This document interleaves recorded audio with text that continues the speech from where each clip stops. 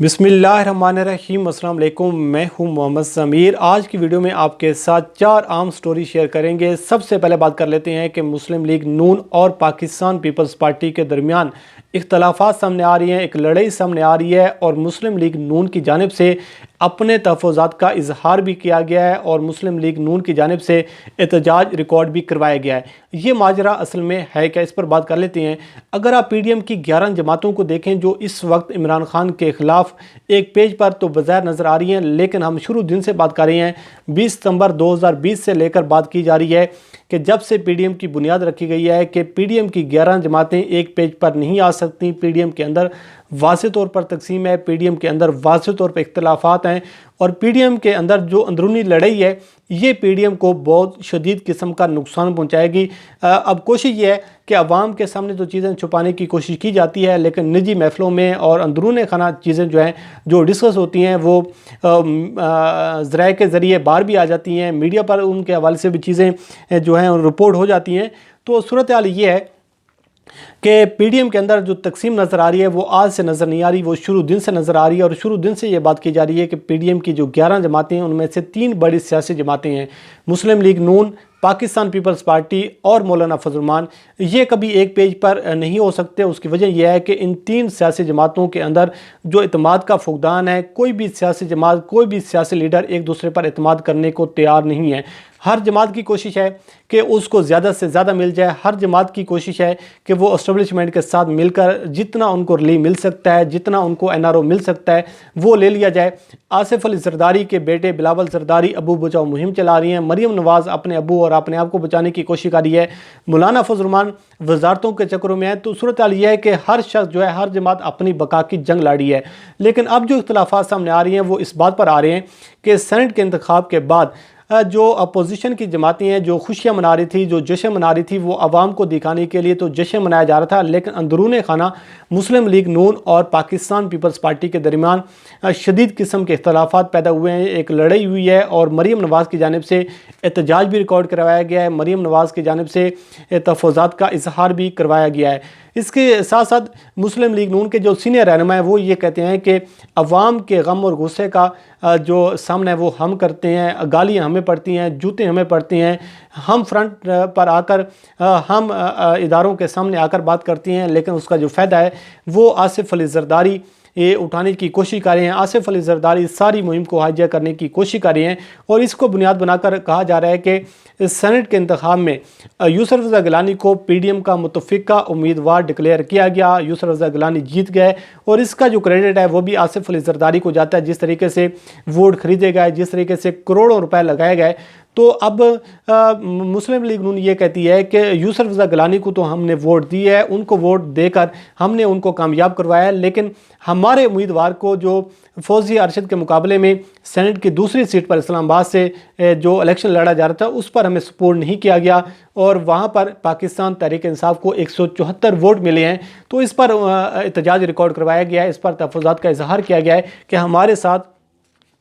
2 नंबरी की जा रही है, दोगलापन किया जा रहा है, दोहरा मियार सामने आ रहा है और अंदरून खाना जो पाकिस्तान पीपल्स पार्टी है वो एस्टेब्लिशमेंट के साथ मिलकर अपने मफादात की जंग लड़ी है। और तो ये सूरत हाल है कि सियासी जमातों में लड़ाई जो है मौलाना फजल रहमान और मुस्लिम लीग नून के दरमियान भी कुछ इख्तलाफात सामने आ रही हैं और पीडीएम की जो जमातें हैं ये इख्तलाफात आपको आज से नज़र नहीं आ रहे, बल्कि अगर आप पिछली सारी चीज़ों को रिवाइज़ करें तो आपको 20 सितंबर 2020 से आपको ये चीज़ें नज़र आ रही होंगी। लाहौर का जलसा इस बात का गवाह है, गुजरांवाला का जलसा इस बात का गवाह है कि जब आसिफ अली जरदारी के बेटे बिलावल जरदारी ने कहा था कि नवाज शरीफ के बयान से हमारा कोई तलक नहीं है, जो DGISI और चीफ ऑफ आर्मी स्टाफ के हवाले से दिया गया। बहरहाल जो एक लड़ाई है अपोजिशन जमातों में वो एक वाज़ेह तौर पर नज़र आ रही है। अब देखते हैं कि जो 26 मार्च को लॉन्ग मार्च होने जा रहा है उसका क्या बनता है। चेयरमैन सेनेट के हवाले से बात की जा रही है, आसिफ अली जरदारी ये चाहते हैं कि उनका चेयरमैन सेनेट बन जाए। तो देखते हैं कि अपोजिशन जमातें ज़ाती लड़ाई से निकल कर वो आगे क्या कुछ करती हैं। दूसरी खबर पर बात कर लेते हैं कि पंजाब में इन हाउस तब्दीली के हवाले से अब खबरें सामने आ रही हैं। शहर इक़्तिदार में अफवाहें गर्दिश हैं, इस हवाले से क्या सरैयाँ भी की जा रही हैं। और शेख रशीद ने जो रात सलीम साफ़ी साहब को इंटरव्यू दिया है उसमें उन्होंने इस बात की तस्दीक की है कि अपोजिशन जमातों का अब दूसरा महाज, दूसरा टारगेट पंजाब है। वो उस्मान बुज़दार को हटाना चाहते हैं और उस्मान बुज़दार के हवाले से सब बंदी भी की जा रही है और उस्मान बुज़दार को टारगेट बनाकर پرویز الہی کو کہا جا رہا ہے کہ ہم آپ کو وزیر اعلیٰ پنجاب بناتے ہیں اور آپ ہمارے ساتھ مل کر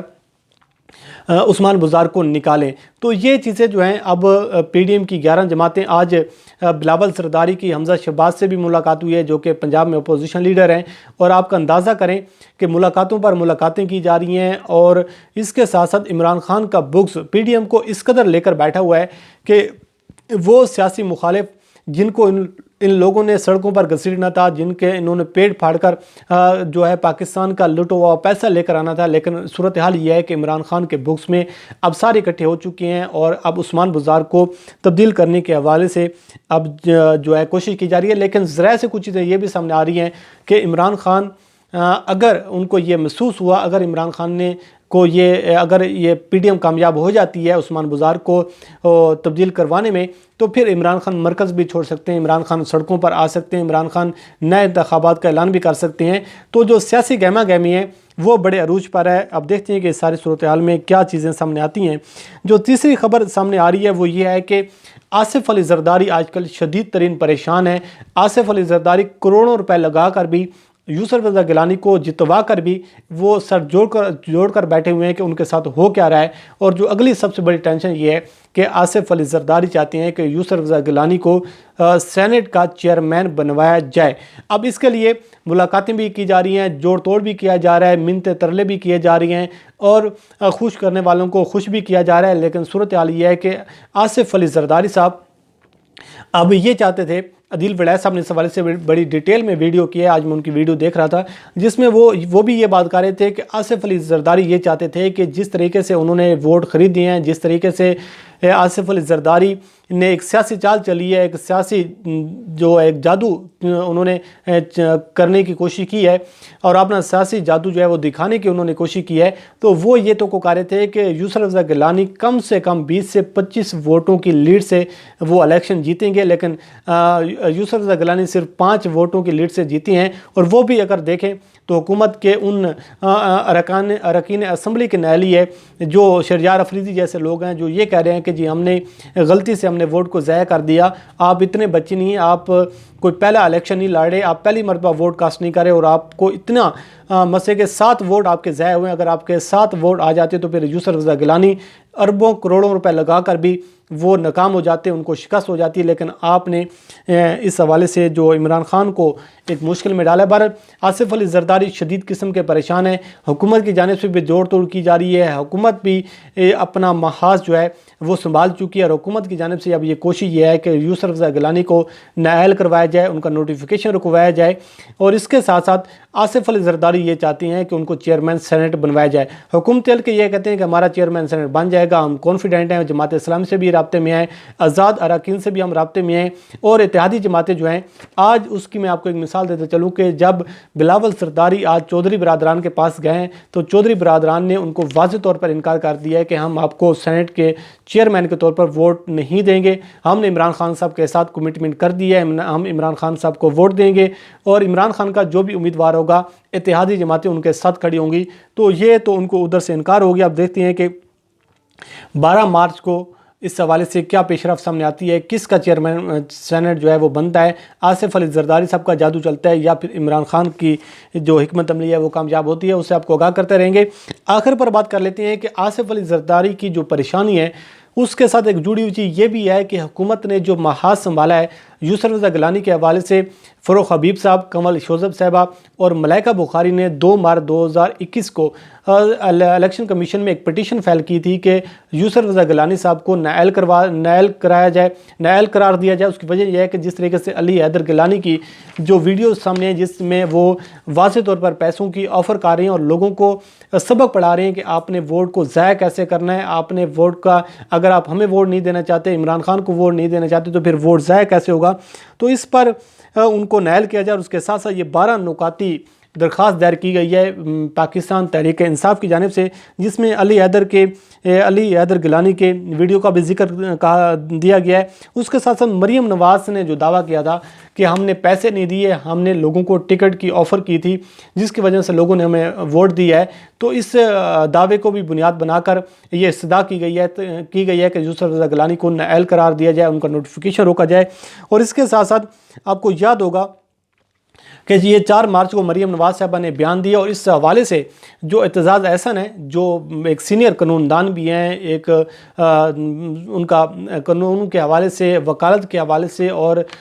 جو ایک بہت بڑا ان کا تجربہ بھی ہے، تو وہ بھی یہ کہتے ہیں کہ یسر رضا گیلانی کو نااہل کروانے میں اور اس الیکشن کو ری پول کروانے میں صرف مریم نواز کا ایک بیان کافی ہے، جس میں 4 مارچ 2021 کو انہوں نے یہ سٹیٹمنٹ دی۔ 3 مارچ کو جب الیکشن ہوا، 4 مارچ کو انہوں نے خطاب کیا، تو اس میں انہوں نے کہا کہ ہم نے لوگوں کو پیسہ نہیں دیا بلکہ ہم نے ٹکٹوں کی آفر کی تھی۔ تو یہ ایک بیان کافی ہے، اور اس بیان کی وجہ سے یسر رضا گیلانی صاحب نااہل ہو سکتے ہیں، تحریک انصاف کی درخواست جو ہے وہ منظور ہو سکتی ہے۔ تو اب دیکھتے ہیں کہ صورتحال کیا سامنے آتی ہے، لیکن اس کے چانسز بہت کم نظر آ رہی ہیں۔ اس کی وجہ یہ ہے کہ جس طریقے سے الیکشن کمیشن جو اپنا ایک اثر و رسوخ دکھا رہا ہے، جس طریقے سے الیکشن کمیشن کی چالیں سامنے آ رہی ہیں، جس طریقے سے الیکشن کمیشن کام کر رہا ہے کہ 2 مارچ کو پٹیشن فائل ہوتی ہے، اس کے 5 دن بعد اس پہ ایکشن لیا جاتا ہے، 11 مارچ کو یہ سماعت کے لیے مقرر کی جاتی ہے، 12 مارچ کو اب چیئرمین سینٹ کا الیکشن ہے۔ تو امید تو یہ ہے، جو صورتحال نظر آ رہی ہے کہ یسر رضا گیلانی کا نوٹیفیکیشن تو جاری کر دیا جائے گا، اس کے بعد جو صورتحال ہے وہ دیکھتے ہیں کیا سامنے آتی ہے، کیونکہ پاکستان تحریک انصاف نے یہ بھی استدعا کی ہے کہ ڈسکا کے الیکشن کو بنیاد بنا کر کہا جا رہا ہے کہ اس کو دوبارہ الیکشن کروایا جائے اور ری پول کروایا جائے۔ اب دیکھتے ہیں کہ اس میں حکومت کو کس قدر کامیابی ملتی ہے۔ یہ 4 خبریں آج بڑی گردش کا رہی ہیں، مسلسل ملاقاتیں بھی کی جا رہی ہیں، مسلسل ووٹ بھی مانگا جا رہا ہے، اور جو پریشانی ہے، جو ٹینشن ہے وہ بھی بڑھتی جا رہی ہے۔ اب دیکھتے ہیں کہ صورتحال کیا سامنے آتی ہے، اس سے آپ کو آگاہ کرتے رہیں گے۔ اللہ کریم آپ کا ہمیں ناصر ہو، مجھے دیجیے اجازت، اللہ حافظ۔